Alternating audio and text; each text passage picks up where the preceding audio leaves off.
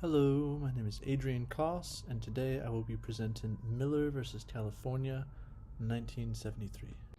Case background. In 1971, Marvin Miller ran a large mail-in campaign, and he was promoting adult books and films.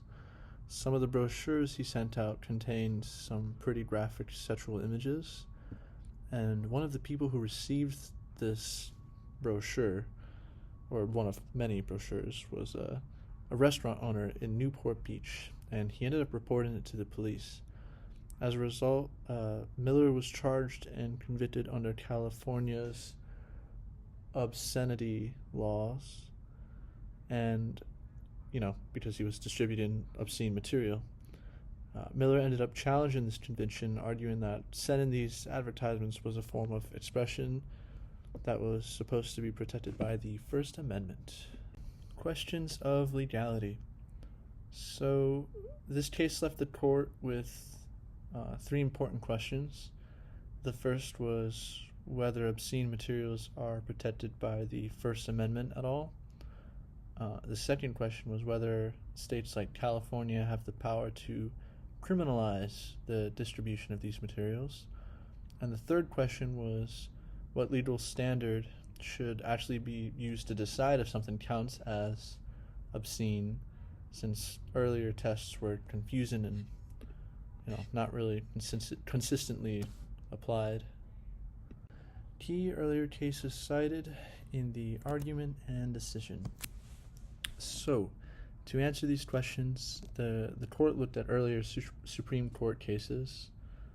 In Roth versus United States, the court ruled that obscenity is not protected by the First Amendment and said that obscene content must appeal to prurient or sexual interests. Then in Jacobellis versus Ohio, the justices struggled to define obscenity clearly, which is why we got Justice Stewart's famous line, "I know it when I see it." That case really highlighted how divided the court was on the issue.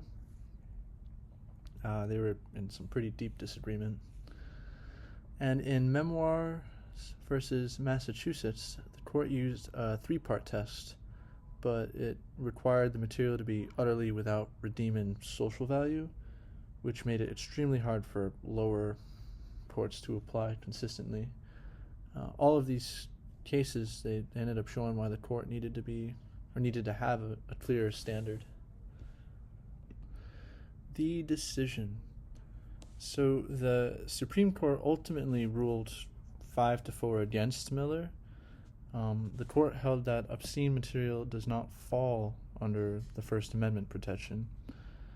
And because the previous tests were so unclear, the court actually created a new standard for deciding obscenity known as the Miller test.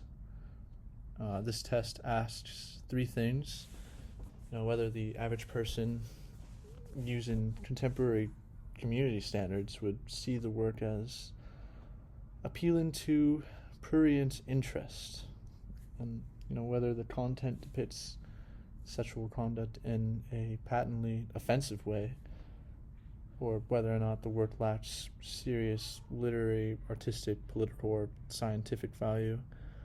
And if all three parts of this test are met, then the material should be considered legally obscene. The decision continued. So this decision gave states much more authority to regulate obscene materials, so long as they applied the Miller test.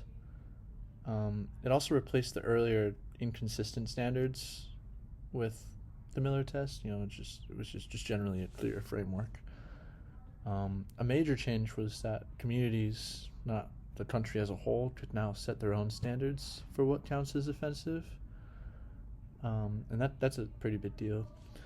So what might be considered obscene in one area might not be in another. Like in different locations, they have different standards for what's obscene or what's not.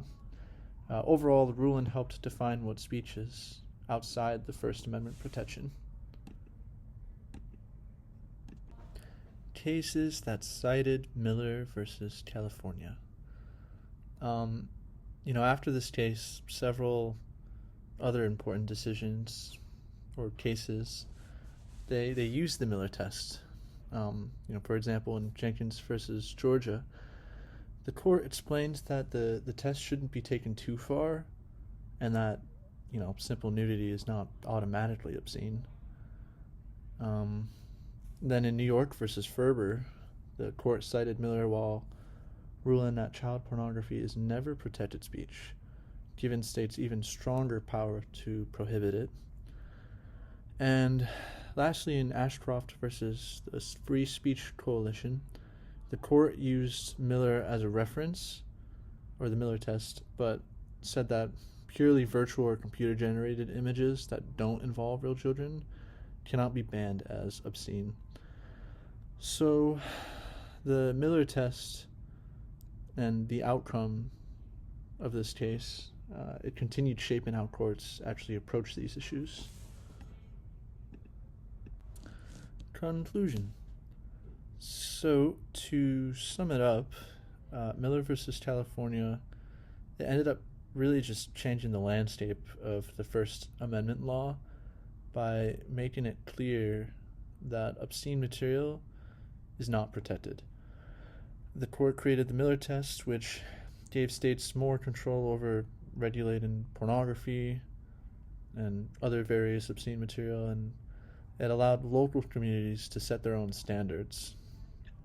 It, also replaced the old confusing rules and tests that other courts have used with something more structured. Even today, the Miller test remains a major precedent in defining the limits of free expression.